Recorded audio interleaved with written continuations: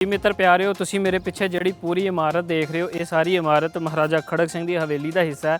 पहले मैं बिल्कुल अगले पासे मौजूद थी, उत्तों असीं घूमते हुए असीं आए हैं। तो यह जिहड़ा पासा बिल्कुल पिछला पासा है उस हवेली का। मेरे जेकर इस पासे मैं तुहानूं दिखावां, जे इधर होईए तो सानूं सब तो पहले देखण नूं अगे जिहड़ा फ्रंट साइड ते सानूं देखण नूं मिलदा है वो दीवाने आम है। दीवाने आम के बिल्कुल पिछले पासे वो दौलत खाना है जिहदे अंदर खजाना रखिया जांदा सी। इहदा भी तुसीं देख सकदे हो कितनी खूबसूरती दे नाल इहनूं बनाया गया। पर वक्त के असार ये भी नज़र आते हैं कि वक्त ने इनू भी बहुत सारा नुकसान पहुँचाया है। बल्कि ये चीज़ तो असीं हुण नहीं जावांगे, क्योंकि साडा मेन मकसद है महाराजा खड़क सिंह की हवेली। इस पासे तो होंदे हुए सानू पौड़ियाँ मिलदियाँ बिल्कुल मेरे सज्जे पासे, जिन्हां पौड़ियों तो चढ़ते हुए असीं महाराजा खड़क सिंह की जिहड़ी हवेली आ उहदे उतले पासे जावांगे तो उहनूं असीं देखांगे। तुसीं आओ बने रहो मेरे नाल, तुहानूं मैं लैके चलना उस छत के उत्ते ते उही इतिहासिक पौड़ियां दे उत्ते जित्थों महाराजा हुणी आपदे वेले दे विच उत्ते जाण वास्ते यूज़ करदे सन। उसे रस्ते तो होंदे होए असीं उत्ते जावांगे।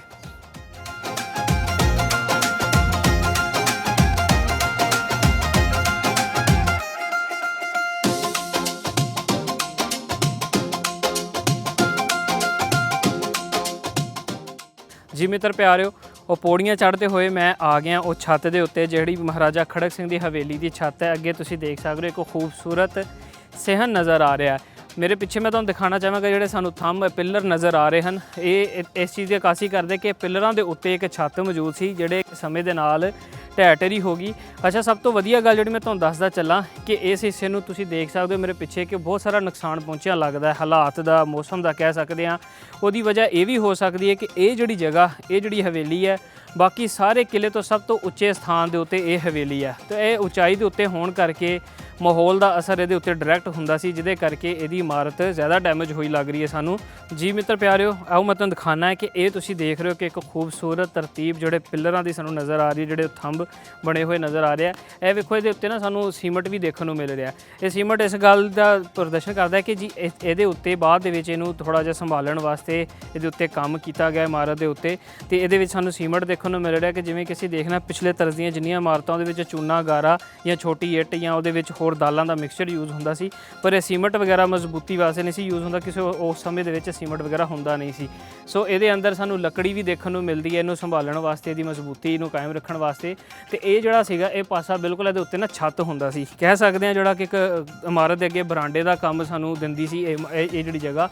तो ये उत्ते तुसीं ये देख सकते हो कि किन्ने खूबसूरत सानू ये मिलदियां छोटे छोटे दीवे बालन वास्ते इन्हां नूं बनाया गया सी कि महाराजा की हवेली दे विच जदों कदे दीवे जलाने हुंदे सी ते इन्हां दे विच रख के दीवे जलाए जांदे सी।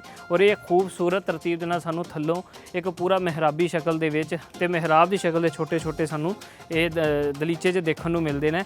इस तो इलावा अगर मैं पिछे चलदा चला तो पिछे एक इमारत जिहड़ी बाद दे वक्त दी भी सानू नज़र आ रही है, मेरे ख्याल नाल वड्डी इट दे नाल कंस्ट्रक्ट की गई है। शायद ये इमारत बाथरूम के तौर पर यूज़ होंदी रही है बाद दे विच, तां करके इनू कंस्ट्रक्ट किया गया। तो जे इस तो अगले पासे जाके देखिए तो यह हिस्सा इदां लगदा है कि यह ओपन हिस्सा सीगा पहले भी। ये जिहड़ा यह वाला हिस्सा सानू ओपन स्पेस देखने को मिलती है। और ये जिहड़ी इस समय इत्थे इट मौजूद है, इत्थे वड्डी इट मौजूद है जिहड़ी कि बाद दे विच लाई हुई है। और उस तो अगले दूसरे पासे जाइए तो वह जिहड़ा सेम दी सारी इट है वो छोटी इट दे नाल बनाई गई है।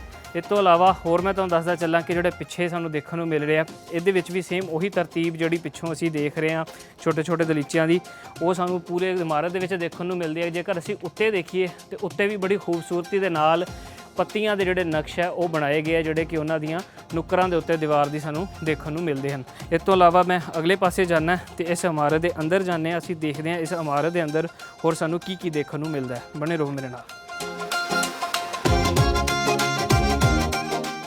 हाँ जी दर्शकों, 350 साल या घट्टो घट्ट 300 साल पुरानी उस हवेली के अंदर दाखिल हो गया जिहड़ी कि महाराजा खड़क सिंह की हवेली है।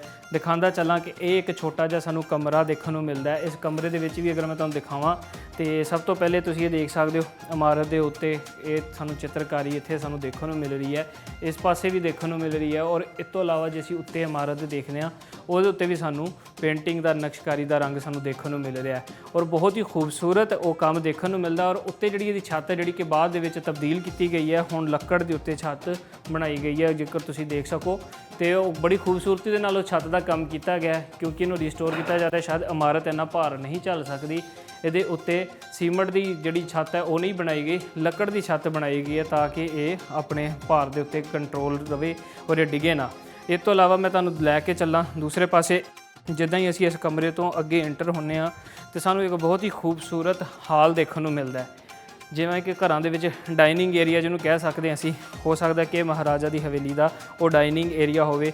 ਇਸ ਪਾਸੇ ਵੀ ਦਰਵਾਜ਼ਾ, ਇਸ ਪਾਸੇ ਵੀ ਦਰਵਾਜ਼ਾ, ਇੱਧਰ ਸਾਨੂੰ ਚਵੱਖੇ ਸਾਰੇ ਦਰਵਾਜ਼ੇ ਦੇਖਣ ਨੂੰ ਮਿਲਦੇ ਨੇ। ਮੇਰੇ ਸਾਹਮਣੇ ਪਾਸੇ ਇੱਕ ਕਮਰਾ ਹੈ ਔਰ ਇੱਕ ਕਮਰਾ ਮੇਰੇ ਬਿਲਕੁਲ ਇਸ ਪਾਸੇ। ਤੇ ਇਸ ਪਾਸੇ ਅਗਰ ਦੇਖੀਏ ਤੇ ਸਾਨੂੰ ਥੋੜ੍ਹੀਆਂ ਜਿਹੀਆਂ ਸੀੜੀਆਂ ਉੱਤੇ ਜਾਣ ਵਾਸਤੇ ਮਿਲਦੀਆਂ ਤੇ ਨਾਲ ਇਸ ਪਾਸੇ ਵੀ ਸਾਨੂੰ ਬਹੁਤ ਖੂਬਸੂਰਤ ਕਮਰੇ ਦੇਖਣ ਨੂੰ ਮਿਲਦੇ ਨੇ।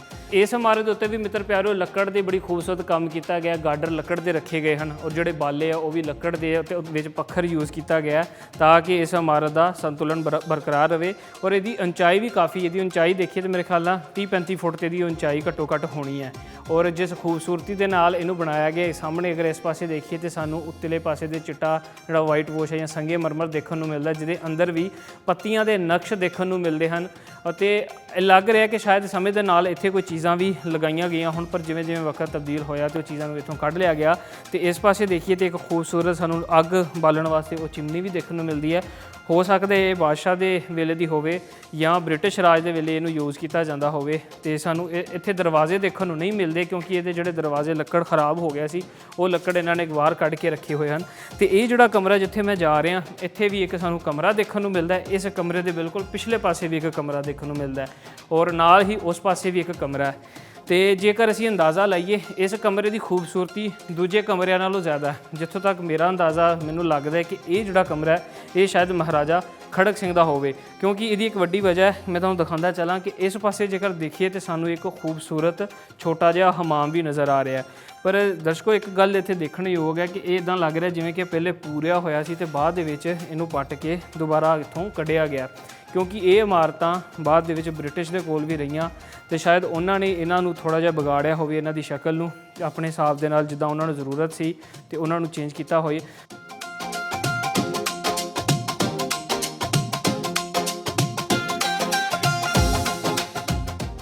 ਹਾਂਜੀ, ਇਸ ਤੋਂ ਇਲਾਵਾ ਅਸੀਂ ਜੇਕਰ ਦੇਖੀਏ ਤੇ ਇਸ ਪਾਸੇ ਸਾਨੂੰ ਖੂਬਸੂਰਤ ਬਾਰੀਆਂ ਦੇਖਣ ਨੂੰ ਮਿਲਦੀਆਂ, ਪਰ ਇਹ ਮੈਨੂੰ ਲੱਗਦਾ ਕਿ ਜਿਹੜੀ ਇਹ ਬਾਰੀਆਂ ਬਾਅਦ ਦੇ ਵਿੱਚ ਬਣਾਈਆਂ ਗਈਆਂ ਇਹਦੇ ਵਿੱਚ ਜਿਹੜਾ ਲੱਕੜ ਹੈ ਉਹ ਪੁਰਾਣਾ ਨਹੀਂ ਦੇਖਣ ਨੂੰ ਮਿਲ ਰਿਹਾ, ਨਵਾਂ ਦੇਖਣ ਨੂੰ ਮਿਲਦਾ। ਪਰ ਇਸ ਪਾਸੇ ਵੀ ਖੂਬਸੂਰਤ ਹਵਾ ਵਾਸਤੇ, ਰੋਸ਼ਨੀ ਵਾਸਤੇ ਬਣਾਈ ਗਈ ਇਹ ਜਿਹੜੀ ਖਿੜਕੀ ਦੇਖਣ ਨੂੰ ਮਿਲ ਰਹੀ ਹੈ। ਔਰ ਇਸ ਪਾਸੇ ਵੀ ਆਈਏ ਸਾਨੂੰ ਤੇ ਇੱਕ ਛੋਟਾ ਜਿਹਾ ਕਮਰਾ ਸਾਨੂੰ ਦੇਖਣ ਨੂੰ ਮਿਲ ਰਿਹਾ ਸਾਹਮਣੇ। ਕਹਿ ਸਕਦੇ ਹਾਂ ਕਿ ਸ਼ਾਇਦ ਸਟੋਰ ਰੂਮ ਹੋਵੇ ਜਿਹਦੇ ਵਿੱਚ ਸਮਾਨ ਰੱਖਿਆ ਜਾਂਦਾ ਹੋਵੇ। ਇਸ ਤੋਂ ਬਾਅਦ ਮੈਂ ਤੁਹਾਨੂੰ ਉਸ ਹਮਾਮ ਦੇ ਅੰਦਰ ਲੈ ਕੇ ਜਾਣਾ, ਹਮਾਮ ਦੀ ਉਹ ਖੂਬਸੂਰਤੀ ਵੀ ਦਿਖਾਉਣਾ ਕਿ ਉਸ ਵੇਲੇ ਦਾ ਹਮਾਮ ਜਿਹੜਾ ਮਹਾਰਾਜਾ ਯੂਜ਼ ਕਰਦਾ ਸੀ ਉਹਦੇ ਅੰਦਰ ਕਿਹੜੀਆਂ-ਕਿਹੜੀਆਂ ਸਹੂਲਤਾਂ ਸੀ ਤੇ ਉਹਦੇ ਅੰਦਰ ਦਾ ਜਿਹੜਾ ਨਕਸ਼ ਹੈ ਉਹ ਕਿਵੇਂ ਬਣਾਇਆ ਗਿਆ। ਮੈਂ ਜਾਣਾ ਉਸ ਹਮਾਮ ਦੇ ਅੰਦਰ, ਤੁਸੀਂ ਵੀ ਮੇਰੇ ਨਾਲ ਆਓ ਤੇ ਦੇਖੋ ਕਿੰਨੀ ਖੂਬਸੂਰਤੀ ਦੇ ਨਾਲ ਇਹਦਾ ਕੰਮ ਕੀਤਾ ਗਿਆ।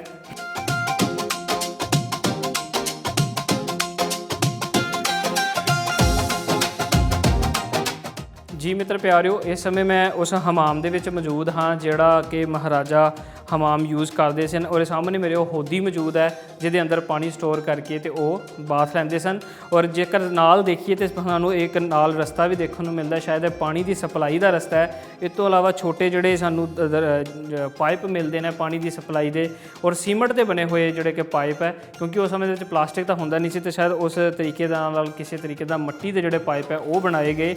ਉਹ ਇੱਧਰ ਦੇਖੀਏ ਜੇਕਰ ਅਸੀਂ ਤੇ ਇੱਥੇ ਸਾਨੂੰ ਇੱਕ ਉੱਚੀ ਜਿਹੀ ਜਗ੍ਹਾ ਮਿਲਦੀ ਹੈ, ਸ਼ਾਇਦ ਇਹ ਚੇਂਜਿੰਗ ਰੂਮ ਵਾਸਤੇ ਯੂਜ਼ ਕੀਤਾ ਜਾਂਦਾ ਹੋਵੇ ਕਿਉਂਕਿ ਇਹ ਇੱਥੋਂ ਸਾਨੂੰ ਸੀੜੀਆਂ ਉੱਤੇ ਜਾਂਦੀਆਂ ਹੋਈਆਂ ਮਿਲਦੀਆਂ ਜਾਂ ਉਹਨਾਂ ਦੇ ਬੈਠਣ ਦਾ ਕੋਈ ਆਰਾਮ ਕਰਨ ਦੀ ਕੋਈ ਜਗ੍ਹਾ ਹੋਵੇ ਹਮਾਮ ਦੇ ਅੰਦਰ ਹੀ। ਔਰ ਜੇਕਰ ਦੇਖੀਏ ਦੀਵਾਰਾਂ ਦੇ ਉੱਤੇ, ਤੇ ਦੀਵਾਰਾਂ ਦੇ ਉੱਤੇ ਸਾਨੂੰ ਪੁਰਾਣੇ ਜਿਹੜੇ ਨਕਸ਼ ਦੇਖਣ ਨੂੰ ਮਿਲਦੇ ਜਿਹਦੇ ਵਿੱਚ ਸਾਨੂੰ ਦਰਖਤ ਦੇਖਣ ਨੂੰ ਮਿਲਦੇ ਨੇ, ਫੁੱਲ ਪੱਤੀਆਂ ਦੇਖਣ ਨੂੰ ਮਿਲਦੀਆਂ। ਉਸ ਤੋਂ ਇਲਾਵਾ ਛੱਤ ਦੇ ਉੱਤੇ ਦੇਖੀਏ ਤੇ ਛੱਤ ਦੇ ਉੱਤੇ ਉਹ ਸੂਰਜ ਦੇ ਚਿੰਨ੍ਹ ਵੀ ਦੇਖਣ ਨੂੰ ਮਿਲਦੇ ਨੇ ਜੋ ਕਿ ਉਸ ਵੇਲੇ ਦੇ ਵਿੱਚ ਬਣਾਏ ਜਾਂਦੇ ਸਨ। ਸੋ ਫੁੱਲ ਇਮਾਰਤ ਜੇਕਰ ਆਪਣੀ ਜੋਬਨ ਦੇ ਵਿੱਚ ਹੁੰਦੀ, ਜੇ ਅਸਲ ਹਾਲਤ ਦੇ ਵਿੱਚ ਹੁੰਦੀ ਤੇ ਇਹਦਾ ਜਿਹੜਾ ਹੁਸਨ ਹੈ ਉਹ ਹੋਰ ਹੀ ਹੋਣਾ ਸੀ। ਪਰ ਜਿਸ ਤਰ੍ਹਾਂ ਕਿ ਅਸੀਂ ਤੁਹਾਨੂੰ ਦਿਖਾ ਰਹੇ ਹਾਂ ਕਿ ਸਮੇਂ ਦੇ ਨਾਲ, ਵਕਤ ਗੁਜ਼ਰਨ ਦੇ ਨਾਲ ਇਹਦੀ ਸੇਵਾ ਸੰਭਾਲ ਨਹੀਂ ਹੋਈ, ਇਹਨੂੰ ਉਸ ਤਰ੍ਹਾਂ ਦੇ ਨਾਲ ਨਹੀਂ ਸੰਭਾਲਿਆ ਗਿਆ ਕਿ ਇਹ ਆਪਣੀ ਹਾਲਤ ਦੇ ਵਿੱਚ ਬਰਕਰਾਰ ਰਹਿ ਸਕੇ। ਔਰ ਉਸ ਤੋਂ ਇਲਾਵਾ 3 ਸਰਕਾਰਾਂ ਇੱਥੇ ਗੁਜ਼ਰੀਆਂ ਤੇ ਤਿੰਨਾਂ ਨੇ ਆਪਣੇ ਮੁਤਾਬਿਕ ਕੁਝ ਨਾ ਕੁਝ ਇਹਦੇ ਵਿੱਚ ਚੇਂਜਿੰਗਾਂ ਕੀਤੀਆਂ ਜਿਹਦੇ ਕਰਕੇ ਇਹਦਾ ਜਿਹੜਾ ਉਹ ਕਲੈਕਟਿਵ ਹੁਸਨ ਹੈ ਉਹ ਬਰਕਰਾਰ ਨਹੀਂ ਰਿਹਾ।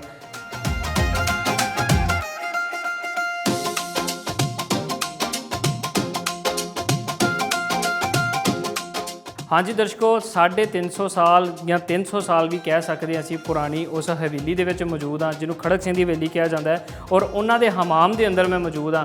ਇਸ ਹਮਾਮ ਦੇ ਵਿੱਚ ਅਗਰ ਚੱਪੇ ਚੱਪੇ ਤੇ ਦੇਖੀਏ ਤੇ ਅਚੰਭੇ ਦੀਆਂ ਚੀਜ਼ਾਂ ਸਾਨੂੰ ਦੇਖਣ ਨੂੰ ਮਿਲਦੀਆਂ ਨੇ। ਦੇਖ ਸਕਦੇ ਹੋ ਸਾਹਮਣੇ ਛੋਟੀਆਂ ਆਰਚਾਂ, ਉੱਤੋਂ ਇਸ ਤੋਂ ਇਲਾਵਾ ਸਾਹਮਣੇ ਹਵਾ ਵਾਸਤੇ ਇਹ ਆਰਚਾਂ ਸ਼ਾਇਦ ਥੱਲੋਂ ਹਵਾ ਦਾ ਕੰਮ ਕਰਦੀਆਂ ਸਨ। ਉਸ ਪਾਸੇ ਉੱਤੇ ਦੇਖੀਏ ਤਾਂ ਉੱਤੇ ਵੀ ਬੜੇ ਖੂਬਸੂਰਤ ਸਾਨੂੰ ਰੋਸ਼ਨਦਾਨ ਦੇਖਣ ਨੂੰ ਮਿਲਦੇ ਹਨ ਤਰਤੀਬ ਦੇ ਨਾਲ। ਔਰ ਇਹਦੇ ਵਿੱਚ ਸਭ ਤੋਂ ਵਧੀਆ ਗੱਲ ਇਹ ਹੈ ਕਿ ਹਵਾ ਦੇ ਗੁਜ਼ਰ ਵਾਸਤੇ ਬੜਾ ਵਧੀਆ ਸਿਸਟਮ ਬਣਾਇਆ ਗਿਆ, ਜਿਹੜਾ ਕਿ ਉਸ ਵੇਲੇ ਦੇ ਵਿੱਚ ਇੱਕ ਆਮ ਚੀਜ਼ ਸੀਗੀ ਕਿ ਚੀਜ਼ ਇਮਾਰਤਾਂ ਨੂੰ ਠੰਡਾ ਰੱਖਣ ਵਾਸਤੇ ਗਰਮੀਆਂ ਦੇ ਵਿੱਚ, ਤੇ ਇਹ ਸਾਰਾ ਸਿਸਟਮ ਬਣਾਇਆ ਜਾਂਦਾ ਸੀ।